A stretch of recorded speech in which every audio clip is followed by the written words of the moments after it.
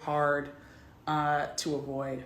And that's what I'm always writing about. Just so you guys know, I'm always writing about our inability to avoid being who we are. You know, hi, James Hussman. James Hussman, who works on Ghost, is in the building, one of the writers. Yeah, so let's see. The 38 special brown handle, was it Tariq's that Monet used? No, it was not. It was not. Okay, just making sure I'm not missing anything. How many seasons left? I actually don't know the answer to that. That is up to Stars and to you guys. If you guys keep watching the show, I think it's going to be very hard for them to, to cancel it. But I'm not going to lie when I say that our show is very expensive. And so the only way that the show actually stays on the air is from you guys watching it. That is literally it, because it is expensive. I had someone say to me, kind of as a threat, like, you need to make the show less expensive. And I was like, okay, do I get to have less viewers then? So they didn't like that. Okay. Hi! Courtney! How are you? I saw the outfit right when I started, and I was like, damn, I gotta go to Celine quick. I'm underdressed. I'm dressed like this to honor the dead. Yeah. So this is my Merry Widow outfit. Rest in peace to who we lost, pouring out. How are you doing? I'm wonderful. How are you? I'm good. I'm good. I'm happy to see you. I know. It's so good to see your face. It's hard. We don't get it a lot anymore, but we need it. Oh, that's very sweet. I miss you. Absolutely. I miss you guys so much. Especially my kids. You know what I mean? My kids. Your power children. Wait, what? You're alive power children. My alive power children, yes. So I have a bunch of questions for you from the audience. I think, let's see. I thought I did. Okay, yeah. So one person asked, and then I have questions for you that I want to ask because I think the audience will like them. But one person asked, will we see how Brayden's testimony affects his family dynamics? And so I wanted to ask you, how did you feel when we gave you like, oh, Brayden is going to testify? How did you feel? Did I already know that I was going to have Tariq's back or not? You did not. At the end of episode 9, you were like, am I snitching? Yeah. I mean, I got real nervous because listen, like, you can even see it on the Brayden thing. It says loyalty across his face. Like, that's his best trait. And I'm like, oh my God, you're going to take away Brayden's, you know what I mean? And obviously when you snitch in the Power universe, they don't like that, you know? I was in the club on Sunday and everyone was like, woo! It would have been very different if that episode came out and I snitched. It would have been boo! It would have been boo. Okay, so yeah. So how was the social media response over the weekend after the show came out for you? Well, but obviously you saw before, like when people thought I was gonna snitch because there was a little snippet of me in the courtroom. My DMs went crazy. People were like, "I swear to God, if you snitch, I'm unfollowing you." And I'm like, "Bro, I don't write the show. I don't write it." No, it's funny. Actually, I will tell you, I don't know why everyone gets mad at you guys, the actors. It's me. I'm doing it, right? I know. Next time someone on the street says something to me, I'm like, okay, I'm going to let you know where Courtney lives. You go talk to her. Well, it was pretty badass though when you watched it back, because obviously, so you guys know they don't see the cast doesn't see the episodes before they air. They're watching them for the first time, the same as you guys are. Yeah. And so when I watched it, I literally got like I got really emotional, and I was like it was so strange. I was watching, I just got like really emotional. I was like, wow, this is such a fucking cool scene. And yeah, I was just like, what is happening? Like, stop it, dude. Like, you know, but it was great. I that's probably like the coolest thing I've ever done on television. Obviously, besides the robbery scene with Kane, which that was great. But other than that, I'm like, that was the coolest thing I've ever done. Okay, so I will tell you, I got emotional too. I always get emotional at the part, because obviously I see these episodes 400 times. Yeah. I always get emotional at the part where Brayden walks past Tariq and they make eye contact. That was right when I started getting emotional. That's so crazy, because that's when I was like, and Brayden puts his head down, and I'm like, You know who called me was Toby on Raising Canaan, and he called me. He's like, dude, he's like, I didn't think you would, because I know, like, because he knows behind the scenes stuff, and he knows that, like, we're shooting again. And he was like, I didn't think you would, but he's like, when I saw you coming in the courtroom and you put your head down, he was like, I thought he's snitching. And I was like, nice, okay, good. I did a nice little reversal there. It was, first of all, okay, so one thing that I think is people may not know, like you aren't in real life like Brayden. Like, you're a very serious human being, like funny, but still like a very serious sort of like filmmaker person. Yeah. Correct. And you're making these really amazing choices. Can you talk to them a little bit about your process when you attack a character like Brayden? The only thing that I've start to have a little bit of difficulty with Brayden, because early on, you know, he was fun, and me and Brayden have a lot of similarities and a lot of differences. Our similarities are definitely our, you know, personalities, how we're always like, I get on set and I just want to make everyone laugh. I make jokes. I just want everyone in a good mood. And that's also how Brayden is, like with Tariq. When Tariq is, he's always down about something. Obviously, he has a lot on his plate. And Brayden's like, I just want Tariq in a good mood, and I just want to have a rush and sell drugs and have fun. So I would say that attacking Brayden early on was a little easier, because I'm like, oh, cool, this is dope. Like, we're just having fun. And now, once he's obviously having to do the more, you know, scary, darker things, sometimes I'll read a line and I'm with Kane, or, you know, I'm speaking with Monet, and I was like, oh, this could be funny, or it could be serious. So I'm having to choose now. Do I want to take the piss out of the situation and be funny, or do I want them to take me seriously as, you know, someone who's selling product and this and that? So that's kind of the struggle now I'm getting, is like, you know, the seriousness to the goofy Brayden. And I think there's a good mix of both, but it's getting like to be a choice, you know. I think you're doing an incredible job, and I do think it's a difficult part. It gets to be a more difficult part as time goes on, but that's also true about life. You know, Brayden was a very sheltered kid, and so life was fun. Yeah. And he made a decision. He made a call to make his life more complicated, you know? And we did talk as a joke in the room about, like, you know, the scene where Brayden comes to meet Monet. We did talk about, like, the reality is Monet would probably just shoot him.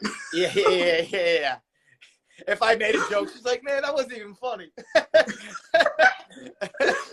We did have, do you remember we had a version where Brayden hit on Monet? He was like, so what's up? No, did he? Oh my God, I got to see that script. That's hilarious. Yeah, so good. And she's like, yeah, he's got to get out of here. Yeah.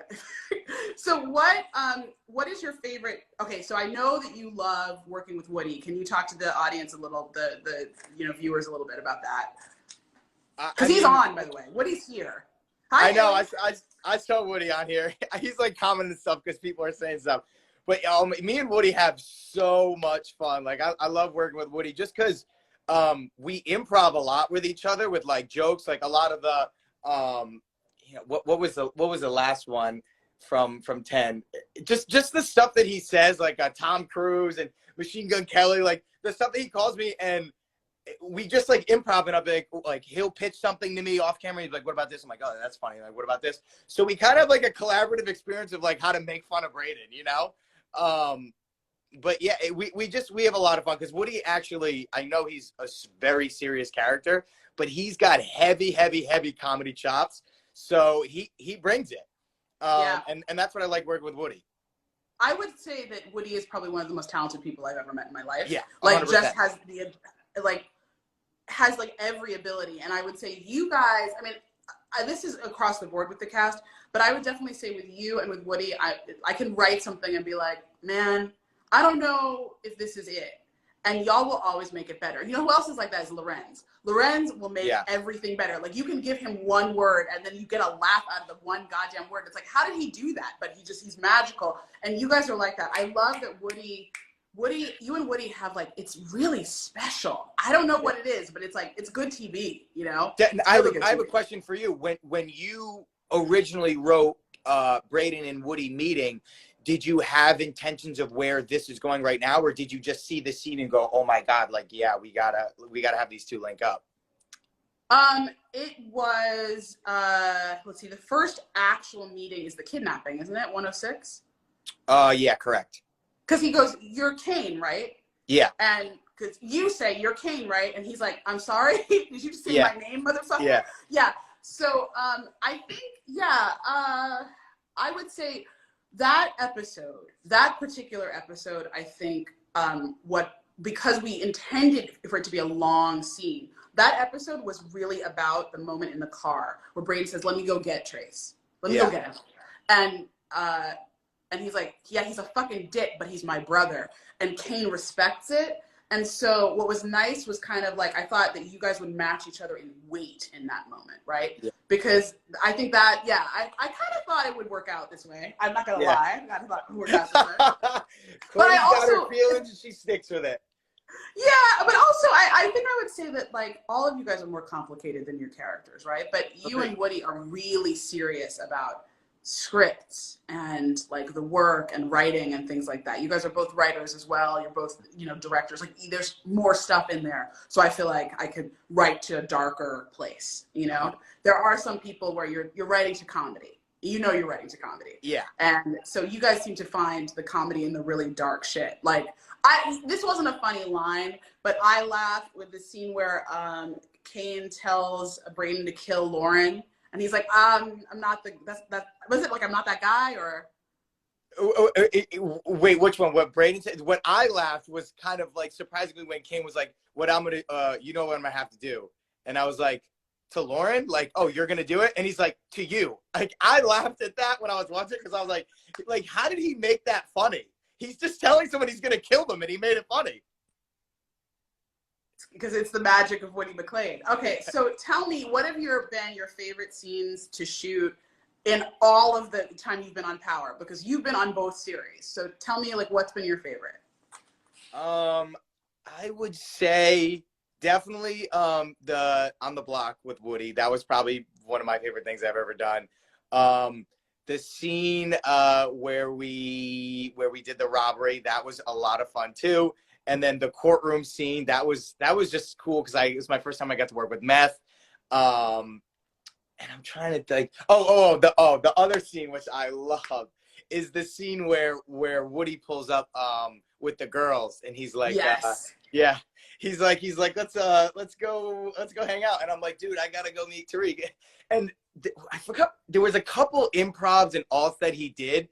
And I wish we could show the fans them just to show how on he is. But there was like 3 or 4 alts that were still so funny. And I'm like, how does he make me laugh every take? And like he would drive away and the girls would yell, bye. I'm like, oh my God. That scene is actually pretty incredibly classic. You guys just do an amazing job. All right, so those are the great things. I guess the only thing I would say left is, because you have read your character document for next season, is there anything like spoiler or anything you wish we were doing? Do you want to fall in love again? Like, what are the things that you feel like you want to do in this character? I mean, I actually haven't read my character document. I haven't gotten the whole thing, so good.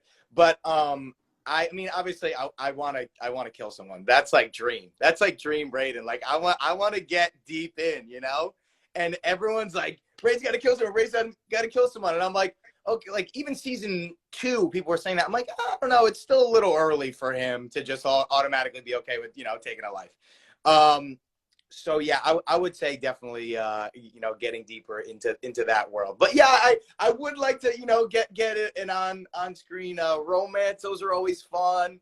That kind of stuff. I want everyone to see like all parts of Brayden. Like I want to see how he reacts when he actually kills someone. And then I want to see how they react, when he's actually in love and he's actually with someone. I just want everyone to see like all of him, Yeah, I think that's right. Well, I think some of that is coming. I'm not gonna prove anything.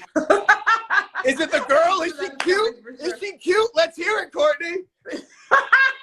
I am not gonna say anything, but you know what? Everyone on all these series is attractive. You guys know I always cast pretty people because it's like it's escapism. Everybody should be, you want the best actors, and then you want people to be beautiful and sexy and amazing and all that stuff. You want to turn on Yeah, it's TV. unfair. Michael's got the 3 hottest girls on television right now, and Brayden's sitting here like, when's he coming back? Okay. You're doing great next year. Let's just say that. You're doing great next year. We'll say it like good that. to know. Good to know. I love you so much. I miss you so much. You're the best. Thank you for doing this. I love you, Courtney. Thank you for having me. We love you. You are the queen of the Power universe, and you created something that will be remembered forever. So I love you so much, and I will definitely see you soon. Absolutely. Bye, Courtney. I love you. Love you. Okay, I'm going to get back into these questions. Let's see. Okay. All right. What is here? Okay. Trying to see if there is any. Okay. Well, wait, what made us decide to kill off Zeke? Okay, great. So King Den 22 asked that. What made you decide to kill off Zeke? Well, here's the thing about the big deaths at the end of the season. So what we ask ourselves at the beginning of the season is who are the innocent? I know that sounds terrible, but if you think about it, if you are like a hardcore Power fan, if you look back, we always kind of off someone who is an innocent, because the reality of the drug game is that people get hurt. There is collateral damage. It's not always just the bad actors who get hurt. I don't mean bad actor like performer. I mean a person who is like actually like a bad guy. The villains don't always just get hurt. They hurt bystanders all the time. So I think that that's a really important, that's like an important thing to say. And so who are the true innocents in our world? Well, obviously, Raina was one of the innocents. But, and so that is a person who died. Sean was an innocent, if you go back. He was very innocent. I'm not going to say that people who are, Holly, not innocent, Angela, not innocent, all those things. But I would argue, and some of you would argue with me, but I think Lakeisha in a lot of ways was an innocent. She was somebody who got caught up in like the wrong situation. So a lot of times toward 8 or 9, we will, 8, 9, or 10, we will actually kill someone who is an innocent. This year also, and though I know you guys would make a different argument, this year I would also argue that Lauren is in some ways an innocent. She's just not from the game, so she makes the wrong decisions. Okay, so let's see. Okay, Mike Florent asks, Kemp, can my guy Tariq get a break from the courtroom, please? He's referring to the last scene with Blanca. I love that you guys already see that Tariq is going to be in trouble, but I don't know that he's necessarily going to be. We'll see if it gets all the way to a courtroom. It might not. We'll see. What we do know is that Tariq did not kill Mecca, right? We know that he didn't. So it's just a question of whether or not Monet is implicated. Lisa Brooklyn 11216 is asking, when is Sax going to Power Heaven? Shane is on this live right now, so y'all are hating. Poor baby. And I'm not going to answer that. Denzel Smith asks, is Brayden invited to the cookout at the Tejadas for holding it down in court? I love that you guys have Brayden as everybody's favorite white boy right now. Don't leave Tommy out of that also. Okay. I am Titus Showers asked, why wasn't Brayden arrested for admitting he was the drug dealer? If you guys remember, he had immunity. He got immunity in the scene at his parents' house. His lawyer said Trace can only testify if both Brayden and Trace get immunity. So he had immunity. That's why he did what he did. He was very smart. Cole Hearted asks, did Davis only hire Sax to get his brother out of prison? Yes, that is correct. Okay. Let's see. AMMO asks, only you can give us this insight. Does Monet have a feeling Lorenzo killed Zeke? No, not yet. But she only finds out about it in the last few seconds. So that's really important. Okay, let's see. I'm going to go over here. Someone asked, can I explain Lauren's death more in depth? I can explain what happened in terms of just the pieces, which were Tariq told Effie that that Lauren had sworn a wire on him. She went to Kane and said that was unacceptable, ratted out, even though Tariq said to Effie, don't tell anyone this. And unfortunately, that's what happened. I am Leslie Shondale says, is Bruce Chandria going to return? I think she needs to have a major part in the Power universe.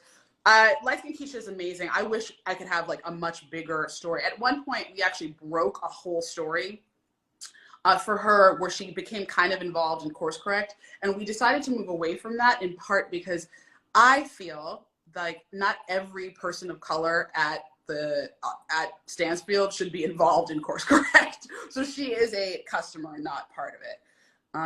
Let's see. V Mills says, I know Lorenzo wasn't a fan of Tariq, but with him helping him in the shootout, will he have newfound respect for him? Well, Lorenzo also knows that Diana went to bed with Tariq. Never going to be his favorite person, okay? Because that was his little girl, and he doesn't like Tariq from the beginning, so no. Okay. Let's get back to more questions. Why did you guys bring Blanca back? I think I answered that, but just to say that I always want someone to be pursuing Tariq. And yes. Io Major, are you adding another girl to the classroom since Lauren is gone? Yes. Yes, I can answer that question. Yes, we are hiring. The first part of that question, are we adding another girl? We are definitely adding another girl. Have y'all started to shoot season 3? Yes, they just started. Let's see. Romario Melbourne, Stansfield is literally on fire. 2 professors and 2 students are dead. You know what? Next season is going to be real interesting over there. Okay.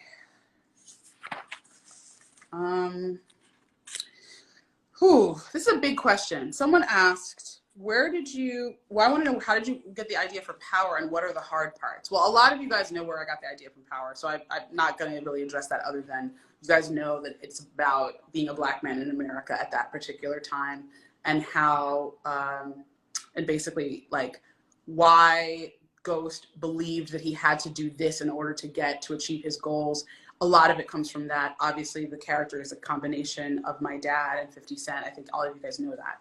But in terms of what are the hard parts, the hardest part about these shows and this series, and I think that Sasha would also say this, but you'd have to ask him directly, is you've got to keep the power dynamics, literally the power dynamics, shifting all the time.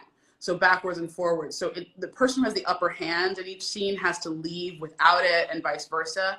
And those are more difficult maneuvers to do. Also, you guys are really, really smart. The audience is really smart. So if you are, if you cheat or you lie or you don't tell the truth in terms of the storytelling, you guys will catch it right away. So you really have to kind of be true to the story. Okay, let's see. Flexsmith Official asked, who taught Effie the drug game? There were a lot of you guys who were speculating that Mecca was Effie's plug. No, that is not true.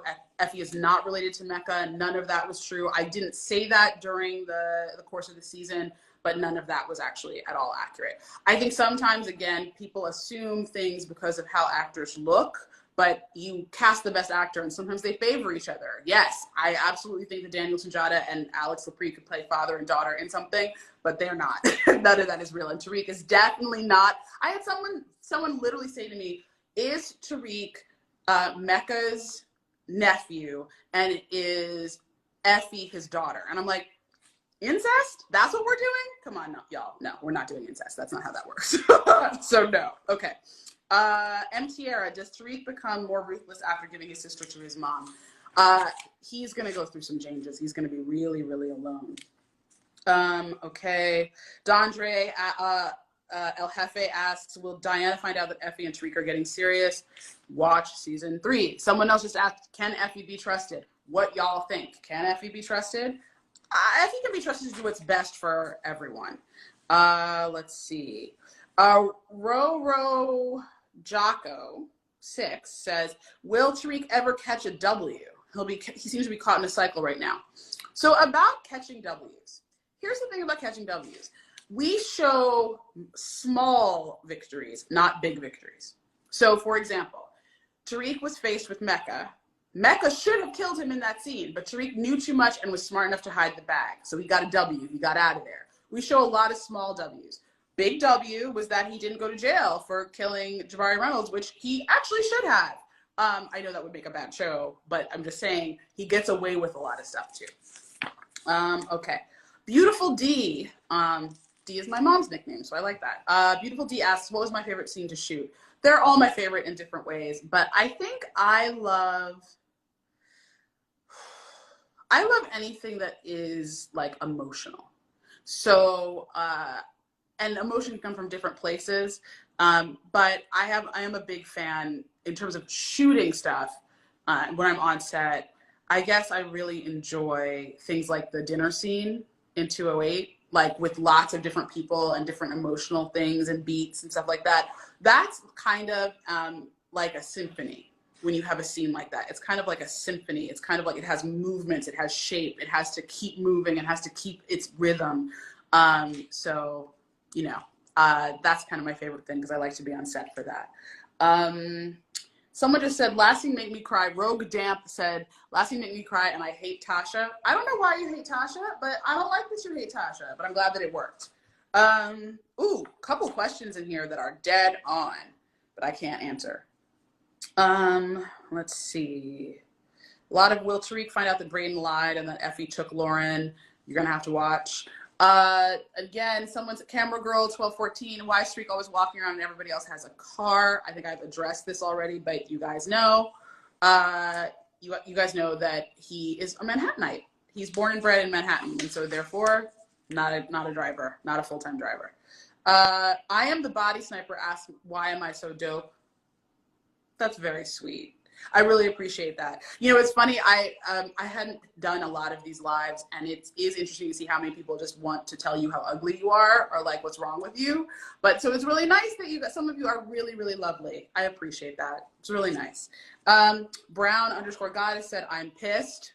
Don't know why you're angry, but you know, sorry about it. Let's see. Okay.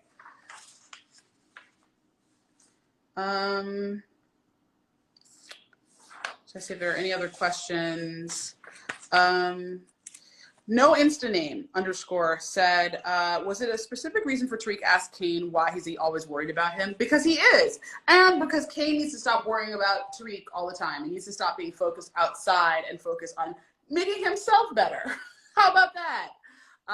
Okay, let's see. Anything else? Oh, this is a good question. Actually, this is a good question. Why, are y'all ever gonna have a Southern character for Power, like someone from Memphis or ATL? You know, at one point we talked about doing a Power that was set in Atlanta. Like we did actually have a conversation about that at one point.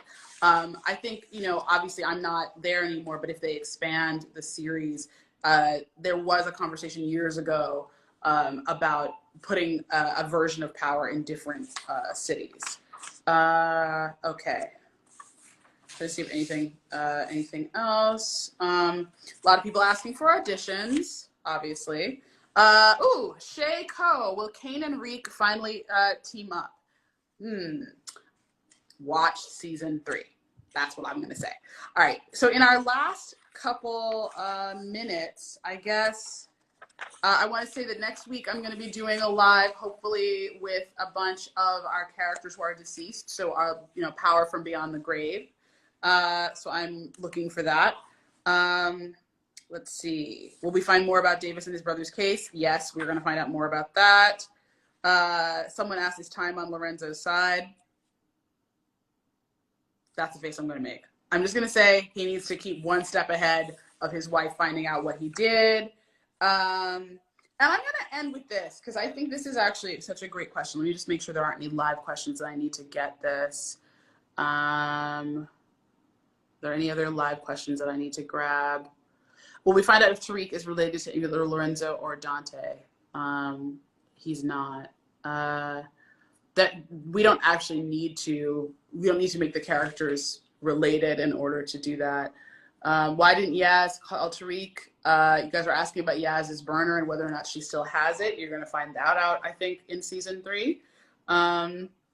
Okay.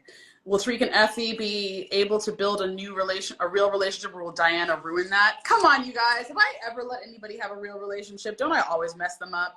I mean, Ghost and Angela were really in love. Did that work out? I don't know. Maybe I'm cynical about love. Probably cynical. Trying to get better about it though. Okay, I'm gonna end with this question because hi Toya. I want to shout out all the cast from all the shows that showed up. Peyton Ashbrook was here, Woody McLean was here, Toya's here, Chris Lofton is here. I think Alex Lepre was here also at one point. This last question. Interesting that Reek wanted out of the game just like his father. My thoughts. And I'll close with this. You know, a lot of you guys are constantly talking about Ghost coming back. And without going into like super detail, what I will definitely say is that part of why I started writing this show is about my father's death. I think a lot of you guys know that. And the thing about that, and what I'm really trying to kind of demonstrate, is that Tariq is Ghost on Earth. Tariq is Ghost alive. He is learning things and changing before our very eyes. Just as Michael Rainey is as an actor, getting deeper and better. And he's so amazing. And I know you guys are seeing that. Tariq as a man, he's growing into a man. And so, I mean, my dad's not here, but I like to think that I'm his representative on Earth, that his story is still continuing through me. You know, it was funny. I just put on all the makeup and I was coming downstairs to do this, and I look like my auntie, my Aunt Gianni, who is the mom of my cousin Trina Brown Bediaco, who's on here sometimes, and my cousin Melissa and my cousin Aaron. And Aaron, Trina, and Melissa, by the way, are Tasha's cousins. I don't know if you guys noticed that, but that's actually the names of her cousins too. They're still here. They're still with us. And I think we try to live our lives and make the people who brought us here proud. So that being said, hopefully I'll see you guys next week for Power Beyond the Grave. And I love you guys so much. I deeply appreciate you. Thank you so much for joining tonight. And I'll see you on the other side. Bye.